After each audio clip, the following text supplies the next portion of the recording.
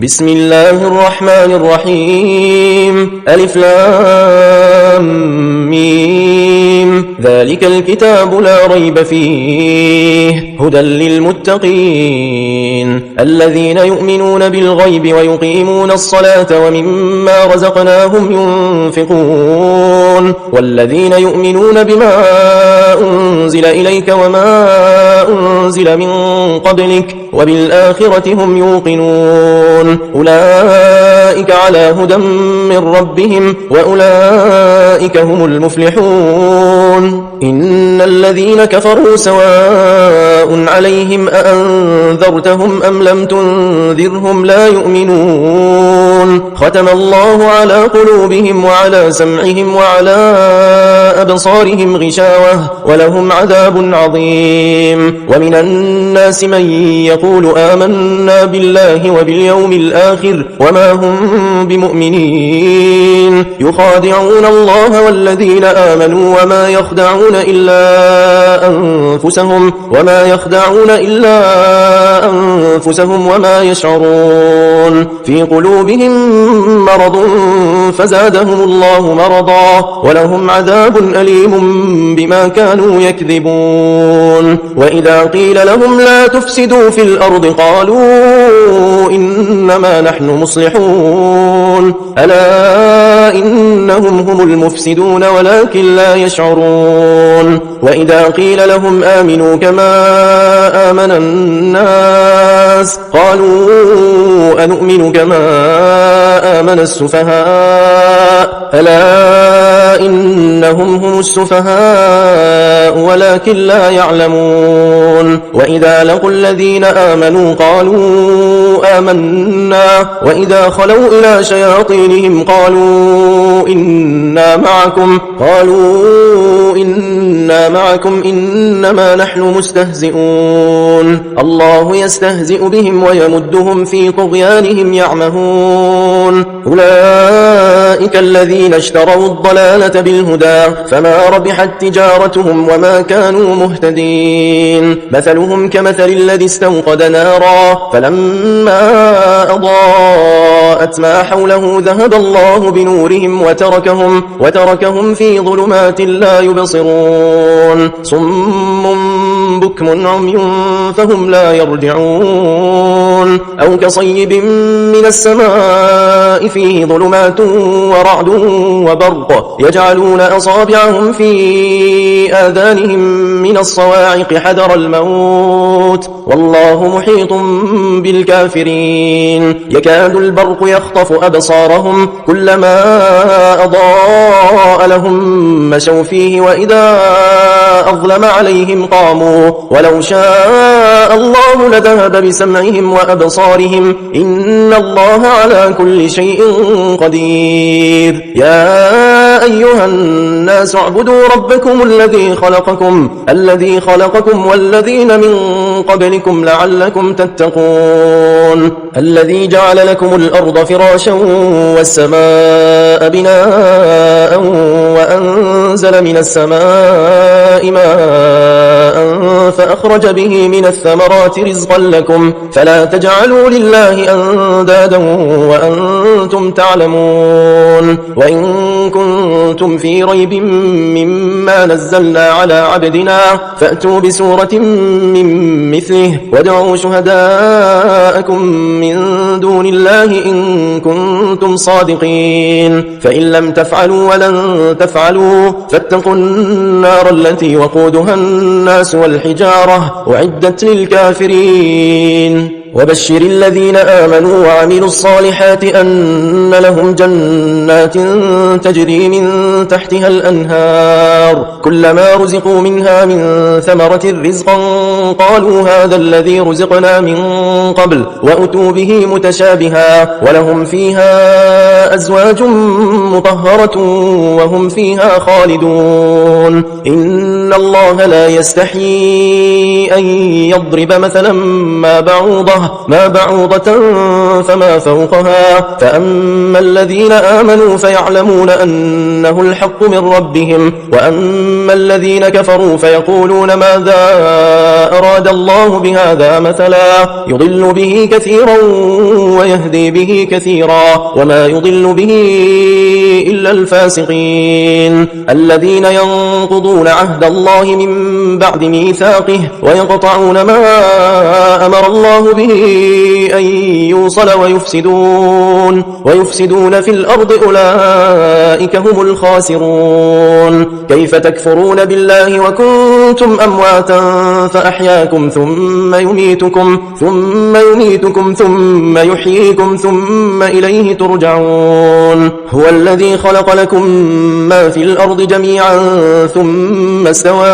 إلى السماء فسواهن 7 سماوات وهو بكل شيء عليم وإذ قال ربك للملائكة إني جاعل في الأرض خليفة قالوا أتجعل فيها من يفسد فيها ويسفك الدماء ونحن نسبح بحمدك ونقدس لك قال إني أعلم ما لا تعلمون وعلم آدم الأسماء كلها ثم عرضهم على الملائكة فقال أنبئوني بأسماء هؤلاء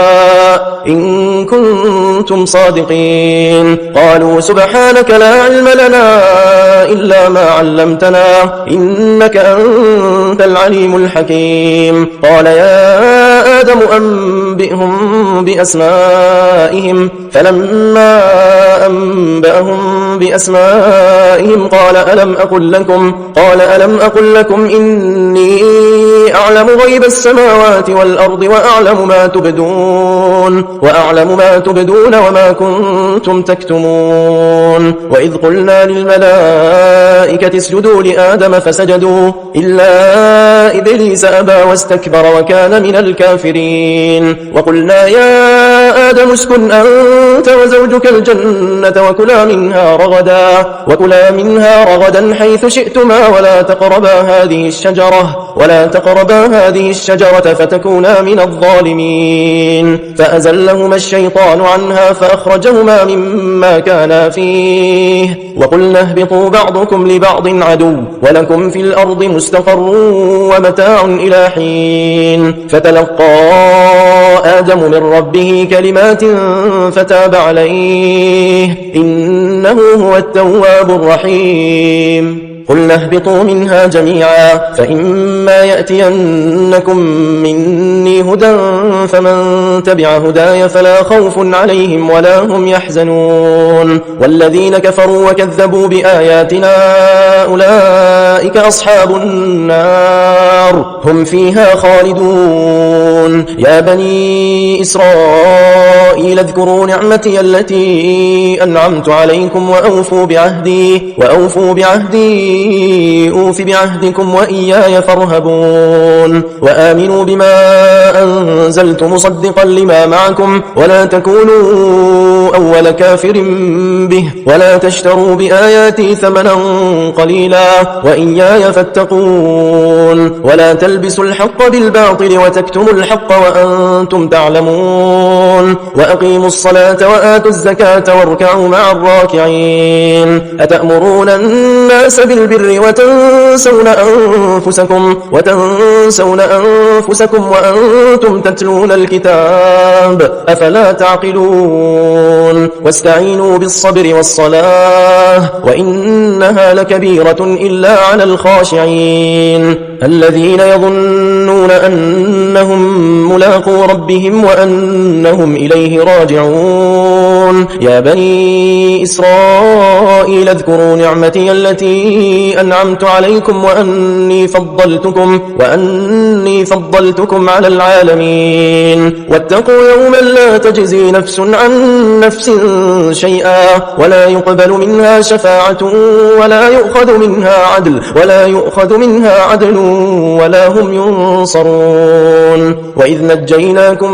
من آل فرعون يسومونكم سوء العذاب يذبحون أبناءكم ويستحيون نساءكم وفي ذلكم بلاء من ربكم عظيم. وإذ فرقنا بكم البحر فأنجيناكم وأغرقنا آل فرعون وأنتم تنظرون. وإذ واعدنا موسى 40 ليلة ثم اتخذتم العجل من بعده وأنتم ظالمون ثم عفونا عنكم من بعد ذلك لعلكم تشكرون. وإذ آتينا موسى الكتاب والفرقان لعلكم تهتدون. وإذ قال موسى لقومه يا قوم إنكم ظلمتم أنفسكم باتخاذكم العجل فتوبوا إلى بارئكم فاقتلوا أنفسكم ذلكم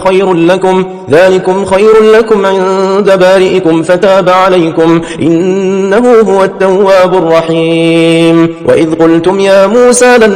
نؤمن لك حتى نرى الله جهرة فأخذتكم الصاعقة وأنتم تنظرون ثم بعثناكم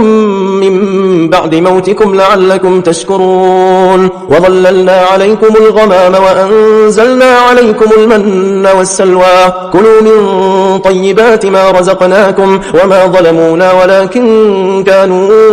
أنفسهم يظلمون. وإذ قلنا ادخلوا هذه القرية فكلوا منها حيث شئتم رغدا وادخلوا الباب سجدا وقولوا حطة نغفر لكم خطاياكم وسنزيد المحسنين. فبدل الذين ظلموا قولا غير الذي قيل لهم فأنزلنا على الذين ظلموا رجزا من السماء بما كانوا يفسقون. وإذ استسقى موسى لقومه فقلنا اضرب بعصاك الحجر فانفجرت منه 12 عينا قد علم كل أناس مشربهم كلوا واشربوا من رزق الله ولا تعثوا في الأرض مفسدين. وإذ قلتم يا موسى لن نصبر على طعام واحد فادع لنا ربك يخرج لنا مما تنبت الأرض من بقلها وغثائها وفومها وعدسها وبصلها قال أتستبدلون الذي هو أدنى بالذي هو خير اهبطوا مصرا فإن لكم ما سألتم وضربت عليهم الذلة والمسكنة وباءوا بغضب من الله ذلك بأنهم كانوا يكفرون بآيات الله ويقتلون النبيين بغير الحق ذلك بما عصوا وكانوا يعتدون. إن الذين آمنوا والذين هادوا والنصارى والصابئين من آمن بالله واليوم الآخر وعمل صالحا فلهم أجرهم عند ربهم ولا خوف عليهم ولا هم يحزنون. وإذ أخذنا ميثاقكم ورفعنا فوقكم الطور خذوا ما آتيناكم بقوة واذكروا ما فيه لعلكم تتقون ثم توليتم من بعد ذلك فلولا فضل الله عليكم ورحمته لكنتم من الخاسرين. ولقد علمتم الذين اعتدوا منكم في السبت فقلنا لهم كونوا قردة خاسئين فجعلناها نكالا لما بين يديها وما خلفها وموعظة للمتقين. وإذ قال موسى لقومه إن الله يأمركم أن تذبحوا بقرة قالوا أتتخذنا هزوا قال أعوذ بالله أن أكون من الجاهلين. قالوا ادع لنا ربك يبين لنا ما هي قال إنه يقول إنها بقرة لا فارض ولا بكر عوان بين ذلك فافعلوا ما تؤمرون. قالوا ادع لنا ربك يبين لنا ما لونها قال إنه يقول إنها بقرة صفراء فاقع لونها تسر الناظرين. قالوا ادع لنا ربك يبين لنا ما هي إن البقرة تشابه علينا وإنا إن شاء الله لمهتدون. قال إنه يقول إنها بقرة لا ذلول تثير الأرض ولا تسقي الحرث مسلمة لا شية فيها. قالوا الآن جئت بالحق فذبحوها وما كادوا يفعلون. وإذ قتلتم نفسا فادارأتم فيها والله مخرج ما كنتم تكتمون. فقلنا اضربوه ببعضها كذلك يحيي الله الموتى يريكم آياته لعلكم تعقلون ثم قست قلوبكم من بعد ذلك فهي كالحجارة أو أشد قسوة وإن من الحجارة لما يتفجر منه الأنهار وإن منها لما يشقق فيخرج منه الماء وإن منها لما يهبط من خشية الله وما الله بغافل عما تعملون أفتطمعون أن يؤمنوا لكم وقد كان فريق منهم يسمعون كلام الله ثم يحرفونه من بعد ما عقلوه وهم يعلمون وإذا لقوا الذين آمنوا قالوا آمنا وإذا خلا بعضهم إلى بعض قالوا أتحدثونهم بما فتح الله عليكم ليحاجوكم به عند ربكم أفلا تعقلون أولا يعلمون أن الله يعلم ما يسرون وما يعلنون ومنهم أميون لا يعلمون الكتاب إلا أماني وإنهم إلا يظنون فويل للذين يكتبون الكتاب بأيديهم ثم يقولون هذا من عند الله ليشتروا به ثمنا قليلا فويل لهم مما كتبت أيديهم وويل لهم مما يكسبون وقالوا لن تمسنا النار إلا أياما معدودة قل أتخذتم عند الله عهدا فلن يخلف الله عهده أم تقولون على الله ما لا تعلمون بلى من كسب سيئة وأحاطت به خطيئته فأولئك أصحاب النار هم فيها خالدون والذين آمنوا وعملوا الصالحات أولئك أصحاب الجنة هم فيها خالدون وإذ أخذنا ميثاق بني إسرائيل لا تعبدون إلا الله وبالوالدين إحسانا وذي القربى واليتامى والمساكين وقولوا للناس حسنا وأقيموا الصلاة وآتوا الزكاة ثم توليتم إلا قليلا منكم وأنتم معرضون وإذ أخذنا ميثاقكم لا تسفكون دماءكم ولا تخرجون أنفسكم من دياركم ثم أقررتم وأنتم تشهدون ثم أنتم هؤلاء تقتلون أنفسكم وتخرجون فريقا منكم من ديارهم تظاهرون عليهم بالإثم والعدوان وإن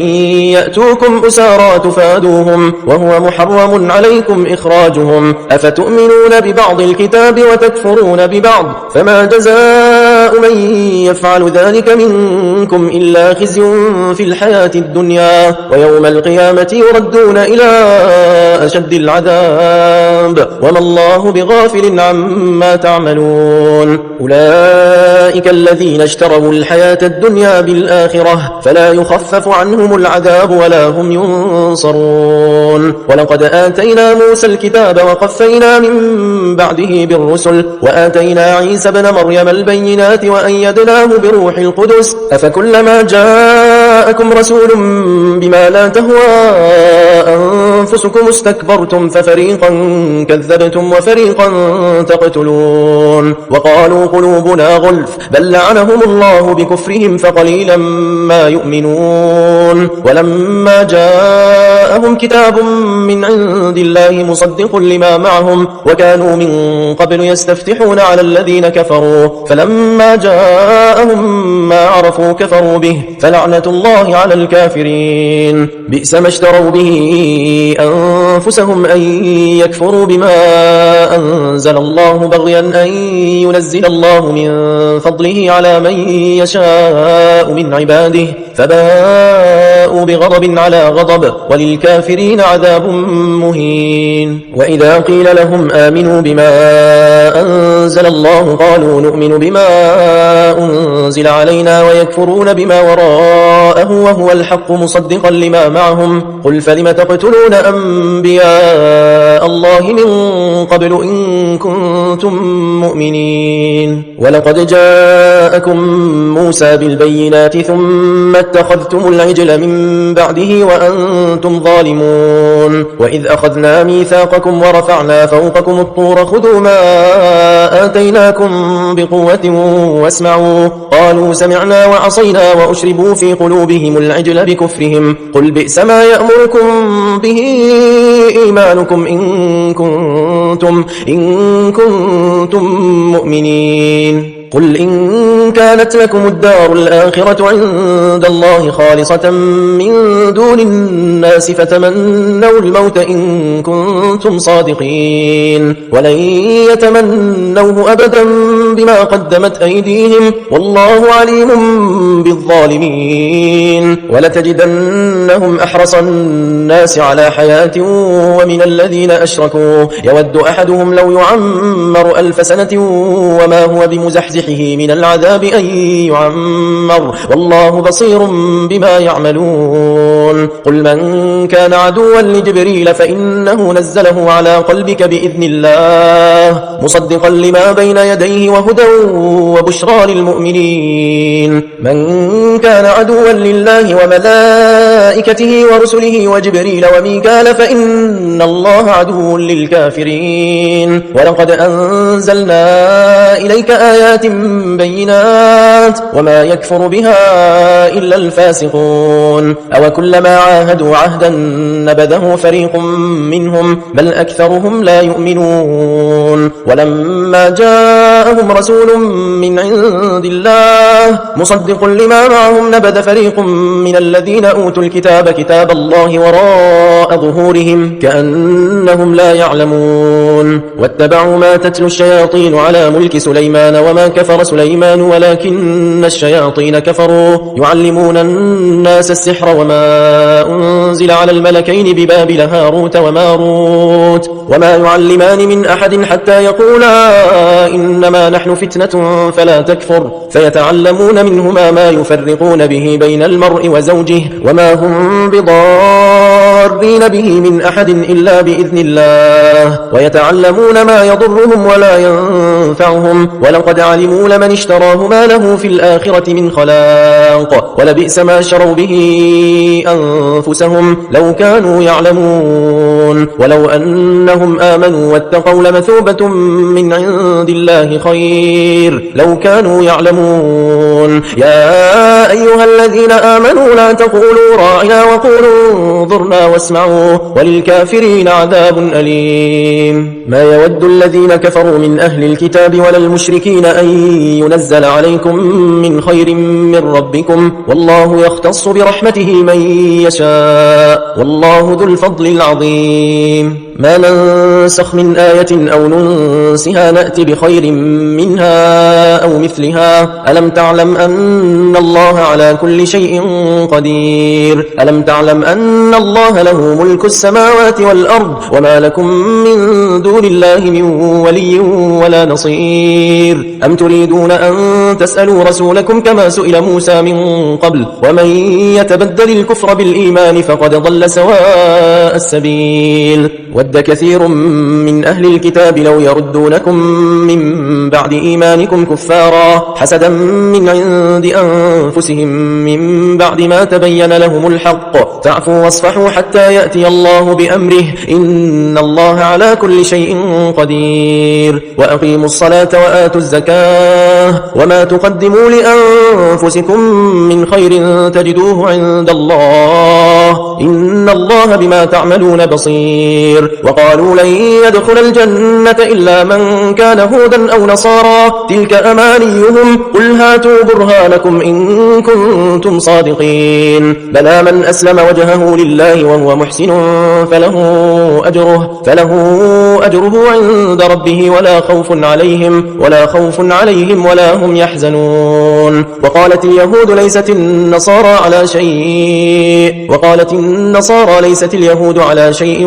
وهم يتلون الكتاب كذلك قال الذين لا يعلمون مثل قولهم فالله يحكم بينهم يوم القيامة فيما كانوا فيه يختلفون ومن أظلم ممن منع مساجد الله أن يذكر فيها اسمه وسعى في خرابها أولئك ما كان لهم أن يدخلوها إلا خائفين لهم في الدنيا خزي ولهم في الآخرة عذاب عظيم ولله المشرق والمغرب فأينما تولوا فثم وجه الله إن الله واسع عليم وقالوا اتخذ الله ولدا سبحانه بل له ما في السماوات والأرض كل له قانتون بديع السماوات والأرض وإذا قضى أمرا فإنما يقول له كن فيكون وقال الذين لا يعلمون لولا يكلمنا الله أو تأتينا آية كذلك قال الذين من قبلهم مثل قولهم تشابهت قلوبهم قد بينا الآيات لقوم يوقنون إنا أرسلناك بالحق بشيرا ونذيرا ولا تسأل عن أصحاب الجحيم ولن ترضى عنك اليهود ولا النصارى حتى تتبع ملتهم قل إن هدى الله هو الهدى ولئن اتبعت أهواءهم بعد الذي جاءك من العلم ما لك من الله من ولي ولا نصير الذين آتيناهم الكتاب يتلونه حق تلاوته أولئك يؤمنون به ومن يكفر به فأولئك هم الخاسرون يا بني إسرائيل اذكروا نعمتي التي أنعمت عليكم وأني فضلتكم على العالمين واتقوا يوما لا تجزي نفس عن نفس شيئا ولا يقبل منها عدل ولا تنفعها شفاعة ولا هم ينصرون وإذ ابتلى إبراهيم ربه بكلمات فأتمهن قال إني جاعلك للناس إماما قال ومن ذريتي قال لا ينال عهد الظالمين وإذ جعلنا البيت مثابة للناس وأمنا واتخذوا من مقام إبراهيم مصلى وعهدنا إلى إبراهيم وإسماعيل أن طهر بيتي للطائفين والعاكفين والركع السجود وإذ قال إبراهيم رب اجعل هذا بلدا آمنا وارزق أهله من الثمرات من آمن منهم بالله واليوم الآخر قال ومن كفر فأمتعه قليلا ثم أضطره إلى عذاب النار وبئس المصير وإذ يرفع إبراهيم القواعد من البيت وإسماعيل ربنا تقبل منا إنك أنت السميع العليم ربنا وجعلنا مسلمين لك ومن ذريتنا أمة مسلمة لك وأرنا مناسكنا وتب علينا إنك أنت التواب الرحيم ربنا وابعث فيهم رسولا منهم يتلو عليهم آياتك ويعلمهم الكتاب والحكمة ويزكيهم إنك أنت العزيز الحكيم ومن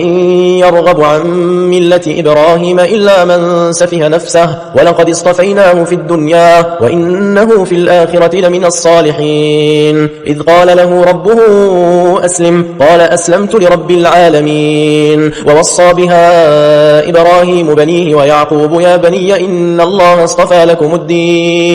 إن الله اصطفى لكم الدين فلا تموتن إلا وأنتم مسلمون أم كنتم شهداء إذ حضر يعقوب الموت إذ قال لبنيه ما تعبدون من بعدي قالوا نعبد إلهك وإله آبائك إبراهيم وإسماعيل وإسحاق إلها واحدا ونحن له مسلمون تلك أمة قد خلت لها ما كسبت ولكم ما كسبتم ولا تسألون عما كانوا يعملون وقالوا كونوا هودا أو نصارى تهتدوا قل بل ملة إبراهيم حنيفا وما كان من المشركين قولوا آمنا بالله وما أنزل إلينا وما أنزل إلى إبراهيم وإسماعيل وإسحاق ويعقوب والأسباط وما أوتي موسى وعيسى وما أوتي النبيون من ربهم لا نفرق بين أحد منهم ونحن له مسلمون فإن آمنوا بمثل ما آمنتم به فقد اهتدوا وإن تولوا فإنما هم في شقاق فسيكفيكهم الله وهو السميع العليم صبغة الله ومن أحسن من الله صبغة ونحن له عابدون قل أتحاجوننا في الله وهو ربنا وربكم ولنا أعمالنا ولكم أعمالكم ونحن له مخلصون أم تقولون إن إبراهيم وإسماعيل وإسحاق ويعقوب والأسباط كانوا هودا أو نصارى قل أأنتم أعلم أم الله ومن أظلم ممن كتم شهادة عنده من الله وما الله بغافل عما تعملون تلك أمة قد خلت لها ما كسبت ولكم ما كسبتم ولا تسألون عما كانوا يعملون سيقول السفهاء من الناس ما ولاهم عن قبلتهم التي كانوا عليها قل لله المشرق والمغرب يهدي من يشاء إلى صراط مستقيم وكذلك جعلناكم أمة وسطا لتكونوا شهداء على الناس ويكون الرسول عليكم شهيدا وما جعلنا القبلة التي كنت عليها إلا لنعلم من يتبع الرسول ممن ينقلب على عقبيه وإن كانت لكبيرة إلا على الذين هدى الله وما كان الله ليضيع إيمانكم إن الله بالناس لرؤوف رحيم قد نرى تقلب وجهك في السماء فلنولينك قبلة ترضاها فول وجهك شطر المسجد الحرام وحيث ما كنتم فولوا وجوهكم شطره وإن الذين أوتوا الكتاب ليعلمون أنه الحق من ربهم وما الله بغافل عما يعملون ولئن أتيت الذين أوتوا الكتاب بكل آية ما تبعوا قبلتك وما أنت بتابع قبلتهم وما بعضهم بتابع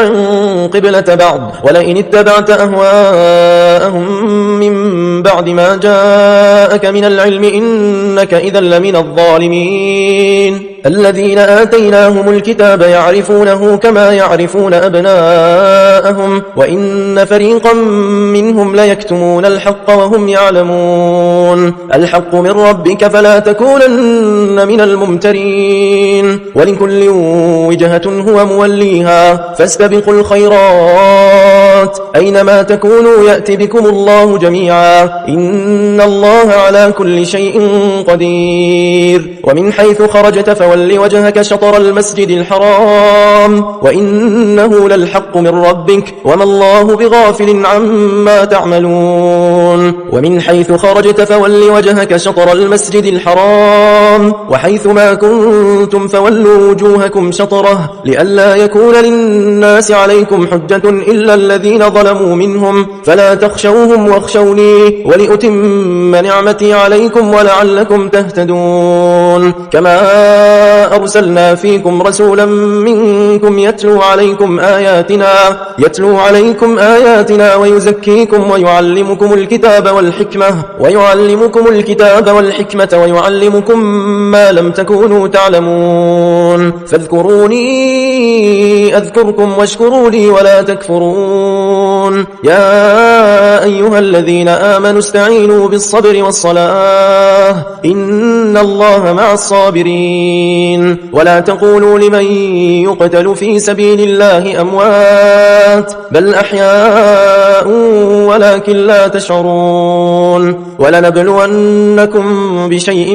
من الخوف والجوع ونقص من الأموال والأنفس الأنفس ونقص من الأموال والأنفس والثمرات وبشر الصابرين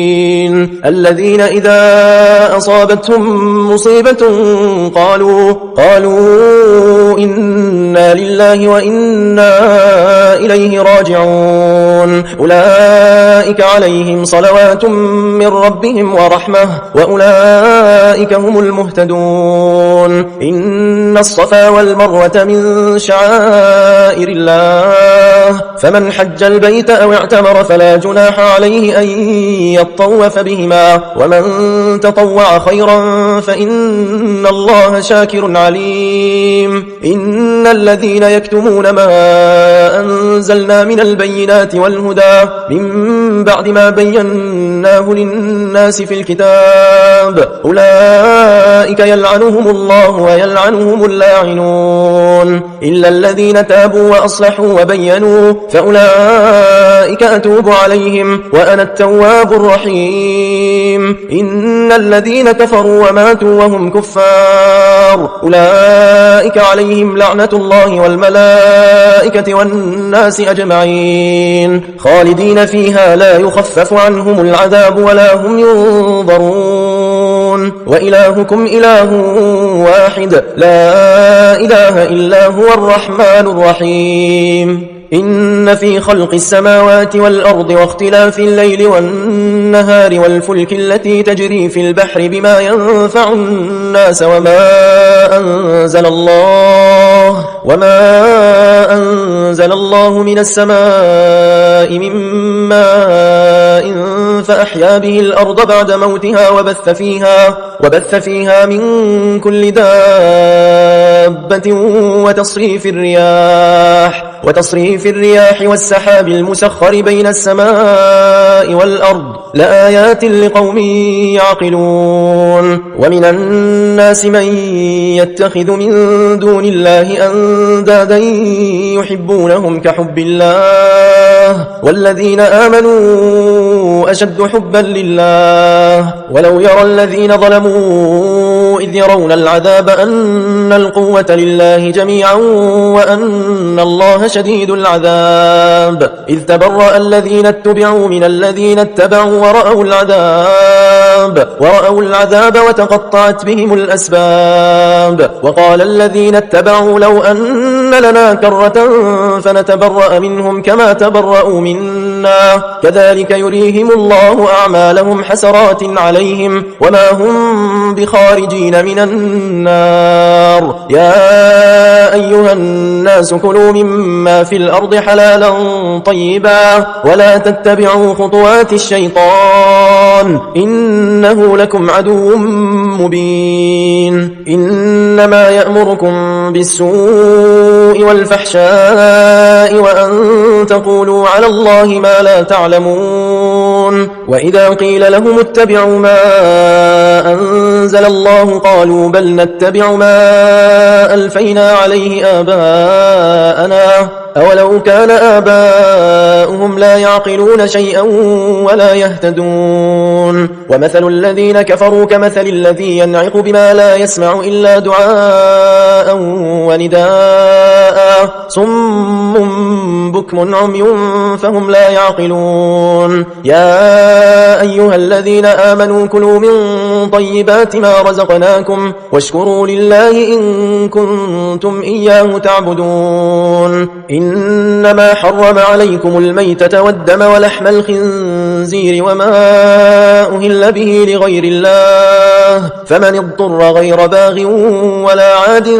فلا إثم عليه إن الله غفور رحيم إن الذين يكتمون ما أنزل الله من الكتاب ويشترون به ثمنا قليلا أولئك ما يأكلون في بطونهم إلا النار ولا يكلمهم الله يوم القيامة ولا يزكيهم ولهم عذاب أليم أولئك الذين اشتروا الضلالة بالهدى والعذاب بالمغفرة فما أصبرهم على النار ذلك بأن الله نزل الكتاب بالحق وإن الذين اختلفوا في الكتاب لفي شقاق بعيد ليس البر أن تولوا وجوهكم قبل المشرق والمغرب ولكن البر من آمن بالله واليوم الآخر والملائكة والكتاب والنبيين وآتى المال على حبه ذوي القربى واليتامى والمساكين وابن السبيل والسائلين وفي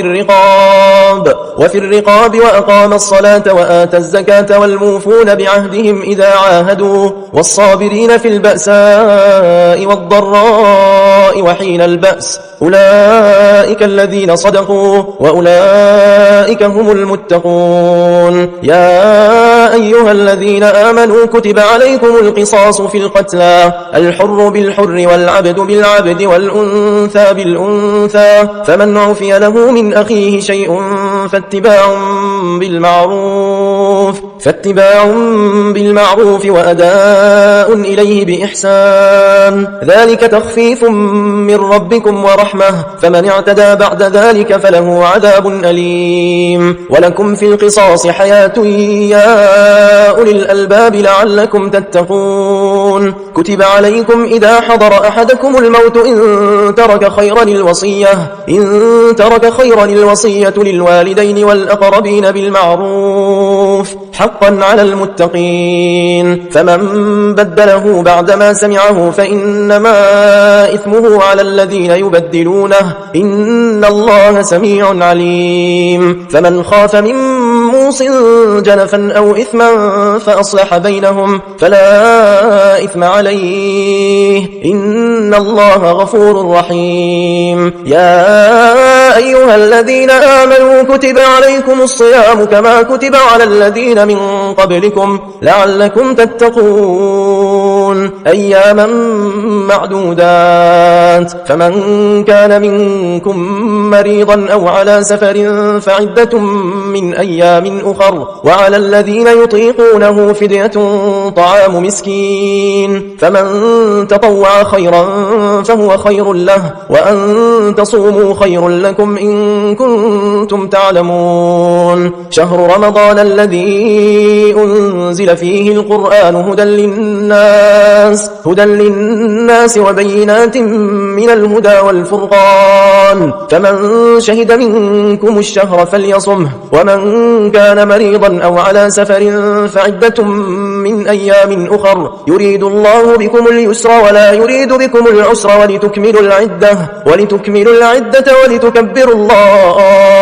ولتكبروا الله على ما هداكم ولعلكم تشكرون وإذا سألك عبادي عني فإني قريب أجيب دعوة الداعي إذا دعان فليستجيبوا لي وليؤمنوا بي لعلهم يرشدون أحل لكم ليلة الصيام الرفث إلى نسائكم هن لباس لكم وأنتم لباس لهن علم الله أنكم كنتم تختانون أنفسكم فتاب عليكم وعفى عنكم فالآن باشروهن وابتغوا ما كتب الله لكم وكلوا واشربوا حتى يتبين لكم الخيط الأبيض من الخيط الأسود من الفجر ثم أتموا الصيام إلى الليل ولا تباشروهن وأنتم عاكفون في المساجد تلك حدود الله فلا تقربوها كذلك يبين الله آياته للناس لعلهم يتقون ولا تأكلوا أموالكم بينكم بالباطل وتدلوا بها إلى الحكام لتأكلوا فريقا من أموال الناس بالإثم وأنتم تعلمون يسألونك عن الأهلة قل هي مواقيت للناس والحج وليس البر بأن تأتوا البيوت من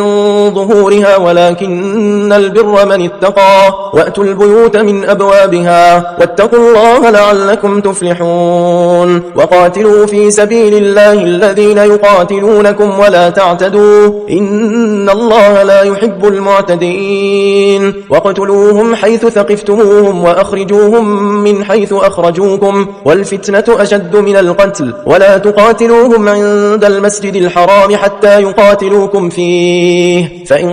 قاتلوكم فاقتلوهم كذلك جزاء الكافرين فإن انتهوا فإن الله غفور رحيم وقاتلوهم حتى لا تكون فتنة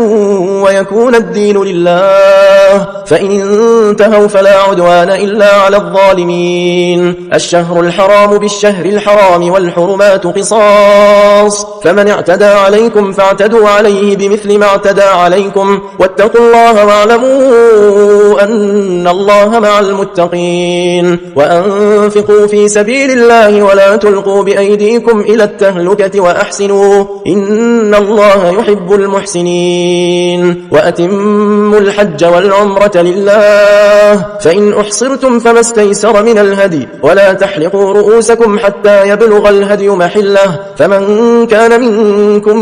مريضا أو به أذى من رأسه ففدية من صيام أو صدقة أو نسك فإذا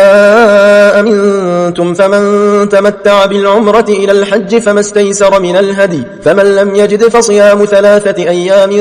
في الحج و7 إذا رجعتم تلك 10 كاملة ذلك لمن لم يكن أهله حاضر المسجد الحرام واتقوا الله واعلموا أن الله شديد العقاب الحج أشهر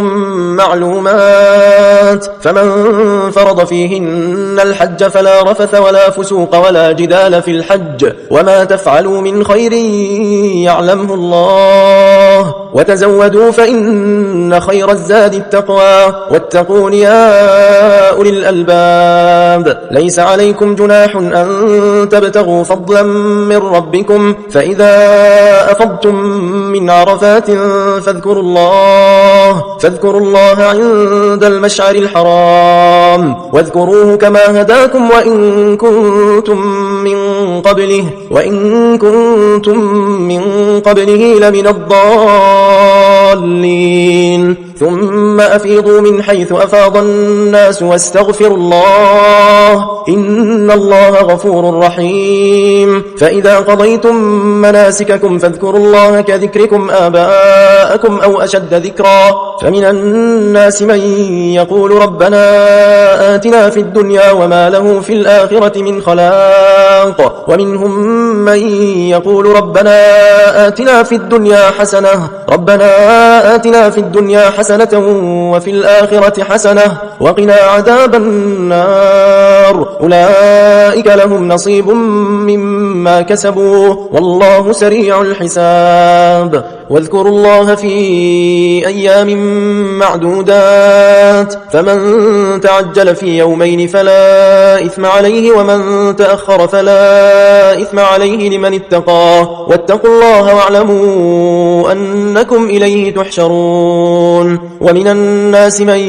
يعجبك قوله في الحياة الدنيا ويشهد الله على ما في قلبه وهو ألد الخصام وإذا تولى سعى في الأرض ليفسد فيها ويهلك الحرث والنسل والله لا يحب الفساد وإذا قيل له اتق الله أخذته العزة بالإثم فحسبه جهنم ولبئس المهاد ومن الناس من يشري نفسه ابتغاء مرضات الله والله رؤوف بالعباد يا أيها الذين آمنوا ادخلوا في السلم كافة ولا تتبعوا خطوات الشيطان إنه لكم عدو مبين فإن زللتم من بعد ما جاءتكم البينات فاعلموا أن الله عزيز حكيم هل ينظرون إلا أن يأتيهم الله في ظلل من الغمام والملائكة وقضي الأمر وإلى الله ترجع الأمور سل بني إسرائيل كم آتيناهم من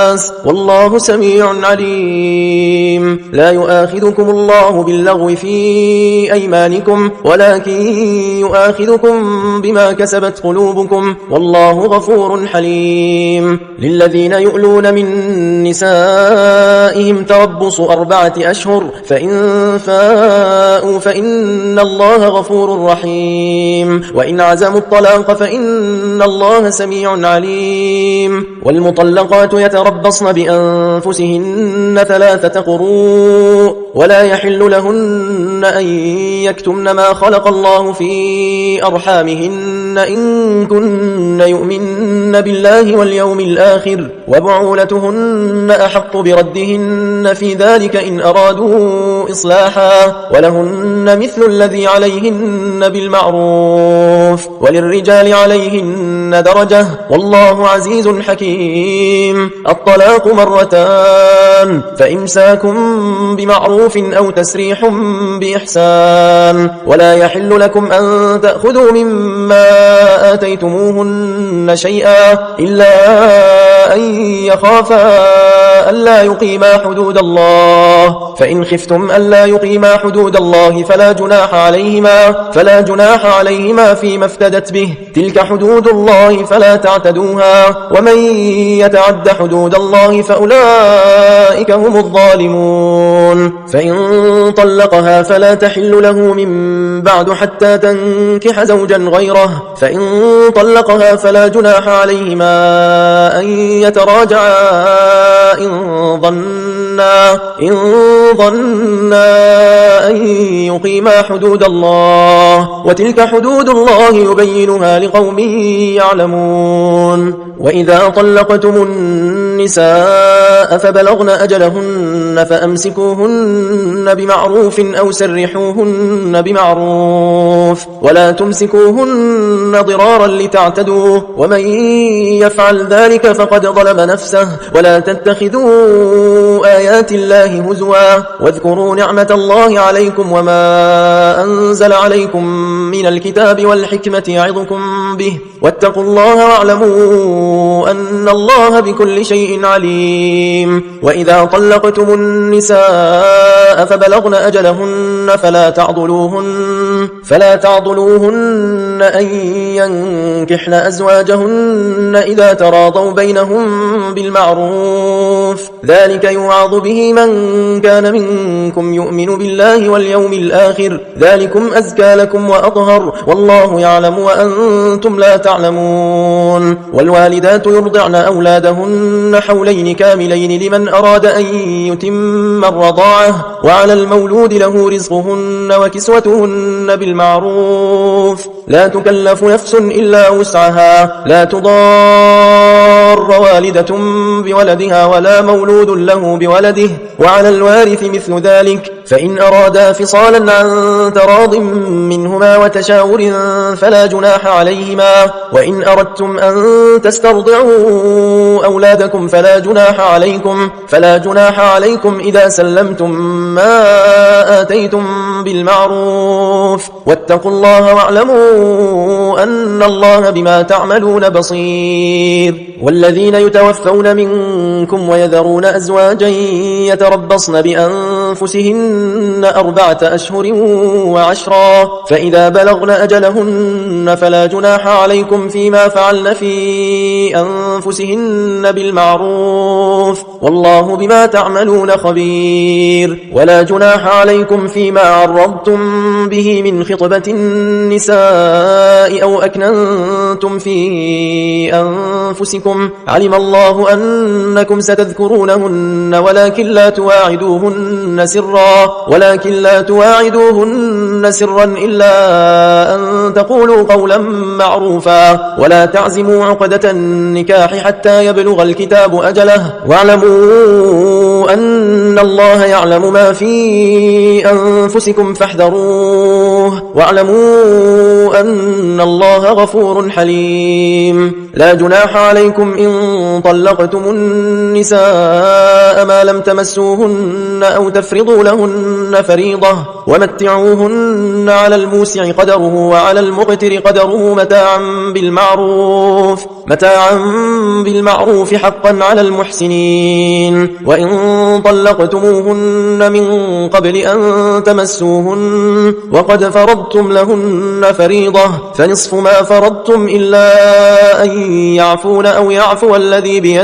أو يعفو الذي بيده عقدة النكاح وأن تعفوا أقرب للتقوى ولا تنسوا الفضل بينكم إن الله بما تعملون بصير حافظوا على الصلوات والصلاة الوسطى وقوموا لله قانتين فإن خفتم فرجالا أو ركبانا فإذا أمنتم فاذكروا الله كما علمكم ما لم تكونوا تعلمون والذين يتوفون منكم ويذرون أزواجا وصية لأزواجهم متاعا إلى الحول غير إخراج فإن خرجن فلا جناح عليكم فيما فعلن في أنفسهن من معروف والله عزيز حكيم وللمطلقات متاع بالمعروف حقا على المتقين كذلك يبين الله لكم آياته لعلكم تعقلون ألم تر إلى الذين خرجوا من ديارهم وهم ألوف حذر الموت فقال لهم الله موتوا ثم أحياهم إن الله لذو فضل على الناس ولكن أكثر الناس لا يشكرون وقاتلوا في سبيل الله واعلموا أن الله سميع عليم من ذا الذي يقرض الله قرضا حسنا فيضاعفه له أضعافا كثيرة والله يقبض ويبسط وإليه ترجعون ألم تر إلى الملأ من بني إسرائيل من بعد موسى إذ قالوا لنبي له مبعث لنا ملكا نقاتل في سبيل الله قال هل عسيتم إن كتب عليكم القتال ألا تقاتلوا قالوا وما لنا ألا نقاتل في سبيل الله وقد أخرجنا من ديارنا وأبنائنا فلما كتب عليهم القتال تولوا إلا قليلا منهم والله عليم بالظالمين وقال لهم نبيهم إن الله قد بعث لكم طالوت ملكا قالوا أنى يكون له الملك علينا ونحن أحق بالملك منه ولم يؤت سعة من المال قال إن الله اصطفاه عليكم وزاده بسطة في العلم والجسم والله يؤتي ملكه من يشاء والله واسع عليم وقال لهم نبيهم إن آية ملكه أن يأتيكم التابوت فيه سكينة من ربكم وبقية مما ترك آل موسى وآل هارون تحمله الملائكة إن في ذلك لآية لكم إن كنتم مؤمنين فلما فصل طالوت بالجنود قال إن الله مبتليكم بنهر فمن شرب منه فليس مني ومن لم يطعمه فإنه مني إلا من اغترف غرفة بيده فشربوا منه إلا قليلا منهم فلما جاوزه هو والذين آمنوا معه قالوا لا طاقة لنا اليوم بجالوت وجنوده قال الذين يظنون أنهم ملاقوا الله كم من فئة قليلة غلبت فئة كثيرة بإذن الله والله مع الصابرين ولما برزوا لجالوت وجنوده قالوا ربنا أفرغ علينا صبرا وثبت أقدامنا وانصرنا على القوم الكافرين فهزموهم بإذن الله وقتل داود جالوت وآتاه الله الملك والحكمة وعلمه مما يشاء ولولا دفع الله الناس بعضهم ببعض لفسدت الأرض ولكن الله ذو فضل على العالمين تلك آيات الله نتلوها عليك بالحق وإنك لمن المرسلين تلك الرسل فضلنا بعضهم على بعض منهم من كلم الله ورفع بعضهم درجات وآتينا عيسى ابن مريم البينات وأيدناه بروح القدس ولو شاء الله ما اقتتل الذين من بعد ما جاءتهم البينات ولكن اختلفوا فمنهم من آمن ومنهم من كفر ولو شاء الله ما اقتتلوا ولكن الله يفعل ما يريد يا أيها الذين آمنوا أنفقوا مما رزقناكم من قبل أن يأتي يوم لا بيع فيه ولا خلة ولا شفاعة والكافرون هم الظالمون الله لا إله إلا هو الحي القيوم لا تأخذه سنة ولا نوم له ما في السماوات وما في الأرض من ذا الذي يشفع عنده إلا بإذنه يعلم ما بين أيديهم وما خلفهم ولا يحيطون بشيء من علمه إلا بما شاء وسع كرسيه السماوات والأرض ولا يؤوده حفظهما وهو العلي العظيم لا إكراه في الدين قد تبين الرشد من الغي فمن يكفر بالطاغوت ويؤمن بالله فقد استمسك بالعروة الوثقى لا انفصام لها والله سميع عليم الله ولي الذين آمنوا يخرجهم من الظلمات إلى النور والذين كفروا أولياؤهم الطاغوت يخرجونهم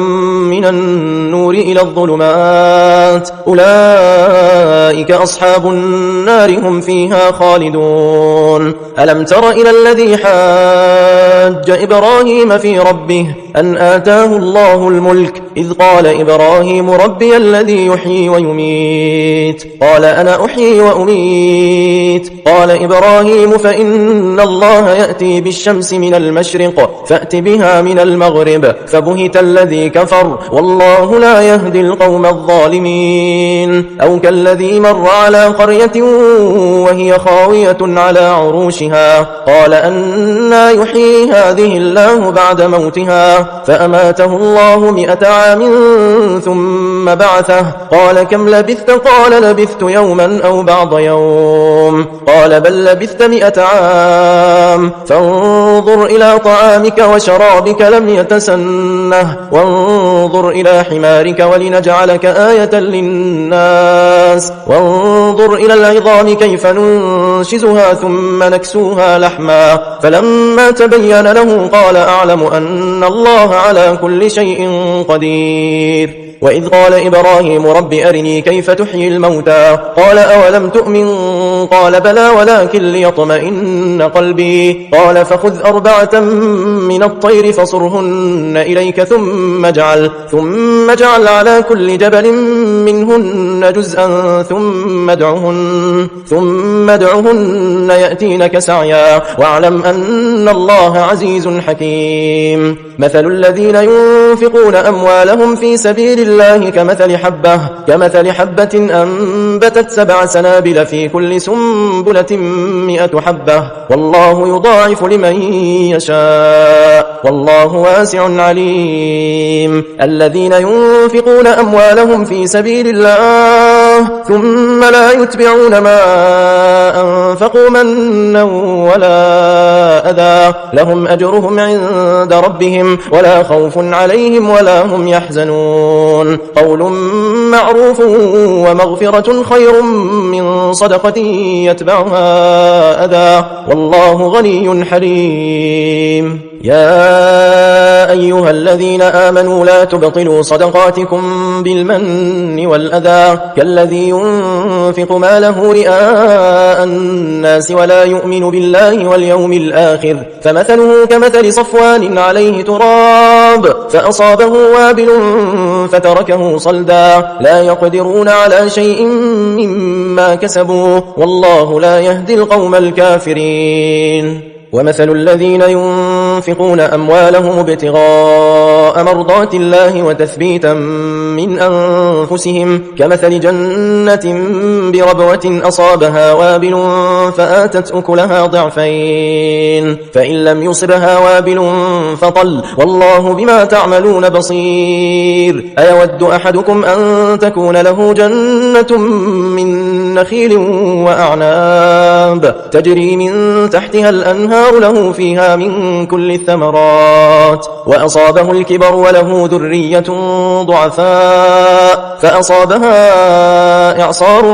فيه نار فاحترقت كذلك يبين الله لكم الآيات لعلكم تتفكرون يا أيها الذين آمنوا أنفقوا من طيبات ما كسبتم ومما أخرجنا لكم من الأرض ولا تيمموا الخبيث منه تنفقون ولستم بآخذيه إلا أن تغمضوا فيه واعلموا أن الله غني حميد الشيطان يعدكم الفقر ويأمركم بالفحشاء والله يعدكم مغفرة منه وفضلا والله واسع عليم يؤتي الحكمة من يشاء ومن يؤت الحكمة فقد أوتي خيرا كثيرا وما يذكر إلا أولو الألباب وما أنفقتم من نفقة أو نذرتم من نذر فإن الله يعلمه وما للظالمين من أنصار إن تبدوا الصدقات فنعما هي وإن تخفوها وتؤتوها الفقراء فهو خير لكم ويكفر عنكم من سيئاتكم والله بما تعملون خبير ليس عليك هداهم ولكن الله يهدي من يشاء وما تنفقوا من خير فلأنفسكم وما تنفقون إلا ابتغاء وجه الله وما تنفقوا من خير يوفى إليكم وأنتم لا تظلمون للفقراء الذين أحصروا في سبيل الله لا يستطيعون ضربا في الأرض يحسبهم الجاهل أغنياء من التعفف تعرفهم بسيماهم لا يسألون الناس إلحافا وما تنفقوا من خير فإن الله به عليم الذين ينفقون أموالهم بالليل والنهار سرا وعلانية فلهم أجرهم عند ربهم ولا خوف عليهم ولا هم يحزنون الذين يأكلون الربا لا يقومون إلا كما يقوم الذي يتخبطه الشيطان من المس ذلك بأنهم قالوا إنما البيع مثل الربا وأحل الله البيع وحرم الربا فمن جاءه موعظة من ربه فانتهى فله ما سلف وأمره إلى الله ومن عاد فأولئك أصحاب النار هم فيها خالدون يمحق الله الربا ويربي الصدقات والله لا يحب كل كفار أثيم إن الذين آمنوا وعملوا الصالحات وأقاموا الصلاة وآتوا الزكاة لهم أجرهم عند ربهم ولا خوف عليهم ولا هم يحزنون يا أيها الذين آمنوا اتقوا الله وذروا ما بقي من الربا إن كنتم مؤمنين فإن لم تفعلوا فأذنوا بحرب من الله ورسوله وإن تبتم فلكم رؤوس أموالكم لا تظلمون ولا تظلمون وإن كان ذو عسرة فنظرة إلى ميسرة وأن تصدقوا خير لكم إن كنتم تعلمون واتقوا يوما ترجعون فيه إلى الله ثم توفى كل نفس ما كسبت وهم لا يظلمون يا أيها الذين آمنوا إذا تداينتم إذا تداينتم بدين إلى أجل مسمى فاكتبوه وليكتب بينكم كاتب بالعدل ولا يأب كاتب أن يكتب كما علمه الله فليكتب وليملل الذي عليه الحق وليتق الله ربه ولا يبخس منه شيئا فإن كان الذي عليه الحق سفيها أو ضعيفا أو لا يستطيع أن يمل هو فليملل وليه بالعدل واستشهدوا شهيدين من رجالكم فإن لم يكونا رجلين فرجل وامرأتان ممن ترضون من الشهداء أن تضل إحداهما فتذكر إحداهما الأخرى ولا يأبى الشهداء إذا ما دعوا ولا تسأموا أن تكتبوه صغيرا أو كبيرا إلى أجله ذلكم أقسط عند الله وأقوم للشهادة وأدنى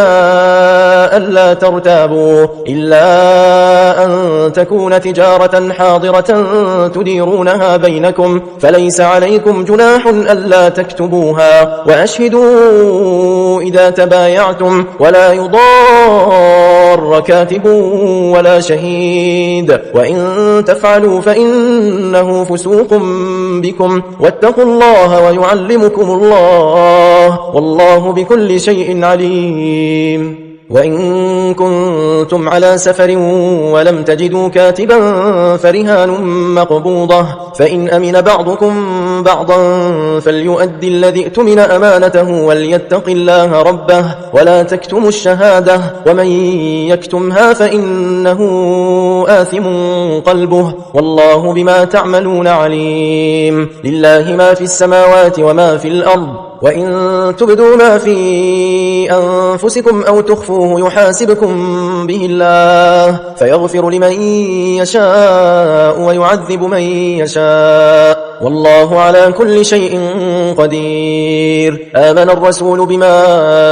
أنزل إليه من ربه والمؤمنون كل آمن بالله وملائكته وكتبه ورسله لا نفرق بين أحد من رسله وقالوا سمعنا وأطعنا غفرانك ربنا وإليك المصير لا يكلف الله نفسا إلا وسعها لها ما كسبت وعليها ما اكتسبت ربنا لا تؤاخذنا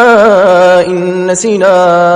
أو أخطأنا ربنا ولا تحمل علينا إصرا كما حملته على الذين من قبلنا ربنا ولا تحملنا ما لا طاقة لنا به واعف عنا واغفر لنا وارحمنا أنت مولانا فانصرنا على القوم الكافرين